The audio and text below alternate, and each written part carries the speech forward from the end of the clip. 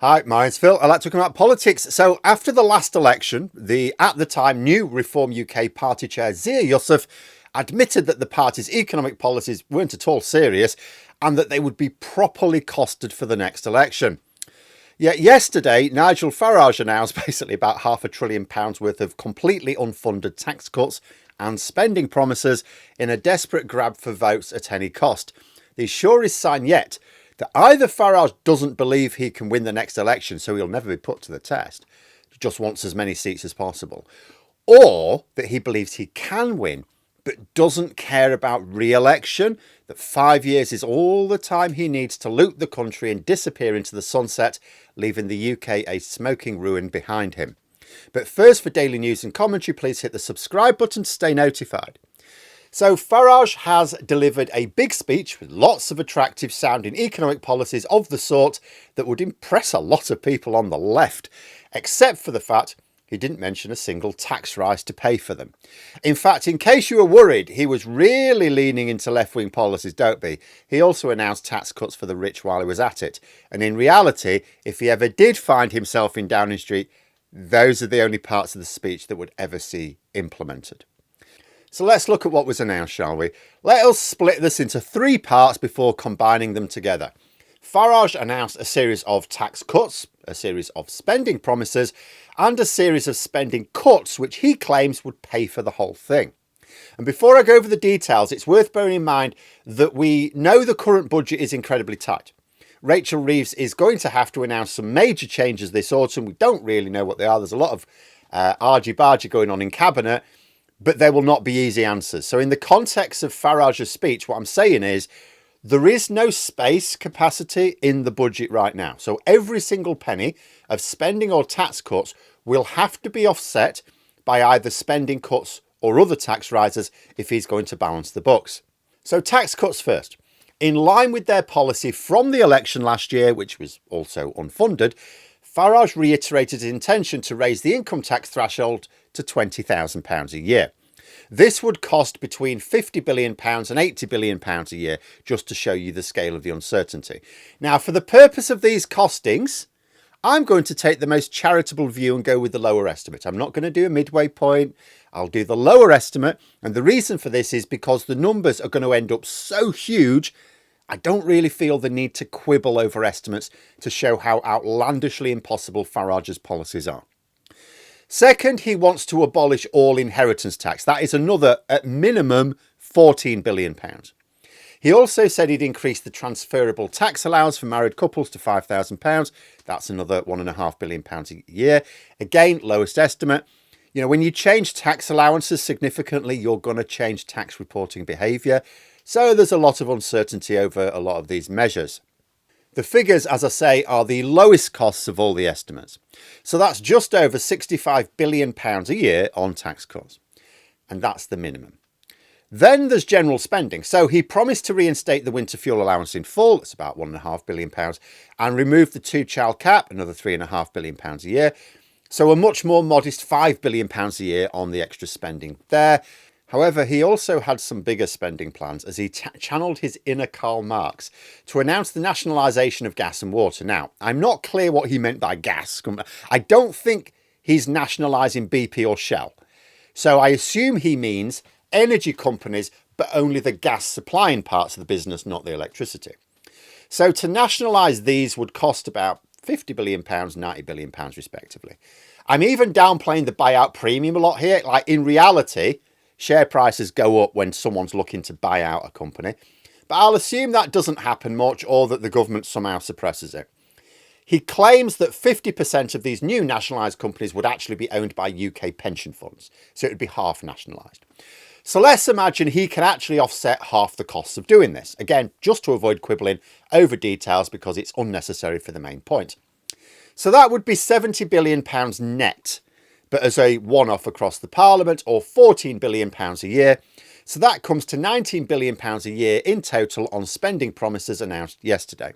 So each year, Farage has committed about £85 billion worth of tax cuts and new spending over and above the current budget.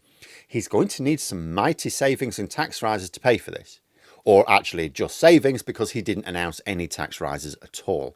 Of course he didn't. So where does he think he's getting £85 billion a year from? And remember, that's the lowest estimate for all components. In reality, it will actually come up as much more than that. So first of all, he claimed he could save £45 billion a year by slashing net zero investment. He cited the Institute for Government for the figure. However, the figure he referred to was not government spending. It was private investment. It comes from the private sector. He can ask private companies not to invest in Britain. Go away. We don't want you supplying jobs. Piss off. Yeah, absolutely he can do that. But that won't save the government anything because the money's coming from the private sector. So this is actually £0 saved, not 45 billion. And because he'd be telling £45 billion a year of private investment to piss off, then all those jobs would be lost and actually it would cost much more because you wouldn't be raising as much tax and you'd be spending more on welfare. Bloody, bloody, blah.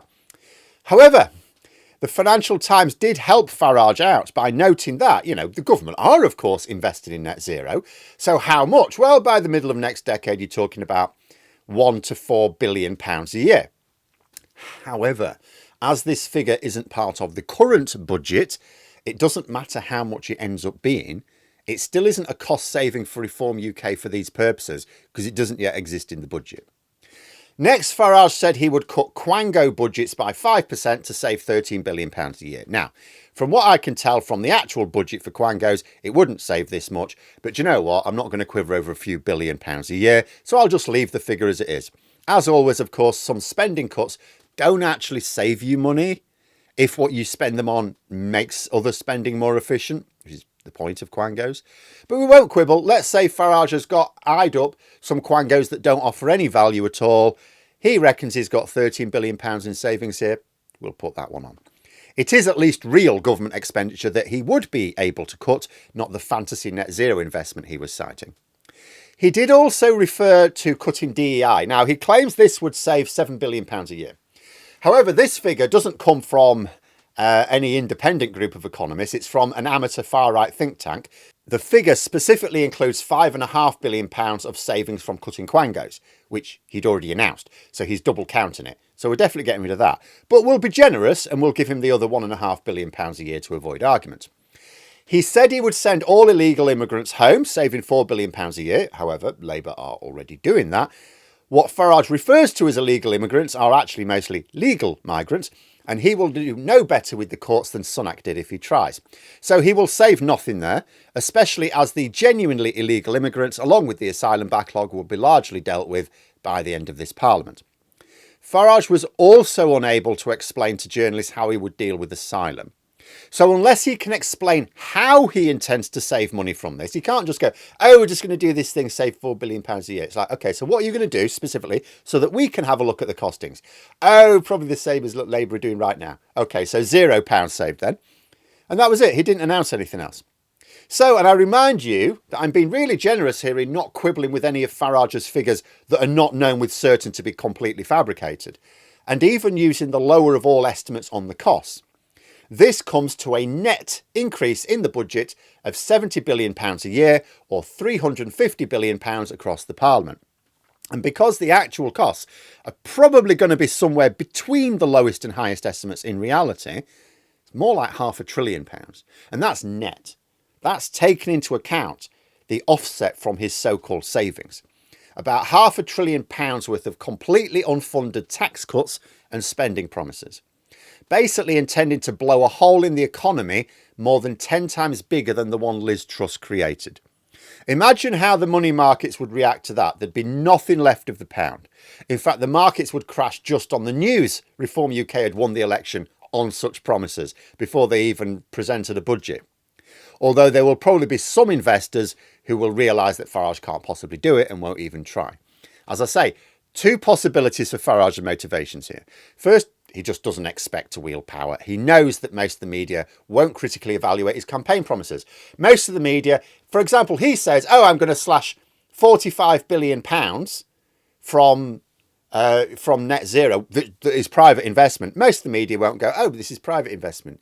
So it's nonsense, like the Financial Times did. Very few others will. And also they won't factor in the costs of nationalising water and gas because he didn't give those costs. I had to look those up. And those who do critically evaluate any of his spending promises or tax cuts will be labelled establishment wrecking machines. So he's just promising the earth to grab as many votes as possible by doing what he always has, peddling easy answers. But the second possibility, as he does think he can win power, the fact that they've tilted towards not backing electoral reform now suggests that they do think, even if not at the next election, at the one after, they can win power. He could then be imagining, well, he's not in it for the long term anyway. Like, let's say he won the next election. By the end of that parliament, he'd be in his 70s. I mean, he'd be wanting to retire, surely. And 5 years is plenty of time for him to abuse his position of head of government to feather his own nest, and then retire into extreme wealth. Now, of course, if he does it illegally, he can always emigrate somewhere without an extradition treaty. But in reality, there's no need for him to risk criminal proceedings. He can absolutely bend the Treasury to the profit of some trusted billionaires who will pay him his kickback when he leaves office. There'll be nothing to invite legal problems afterwards. He would leave the country a complete husk. People should wise up, and quickly. His policies are almost all impossible, but it is far easier to show this with his economic policies because it's simple maths. Even without quibbling too much, the numbers just don't add up, and they will never add up. But there we are. Those are my thoughts. Let me know yours in the comments below. If you've enjoyed the video, please click the like button and subscribe for further content. If you'd like to support the channel further, you can click the join button for memberships. Thanks for watching, and until next time, I'll see you later.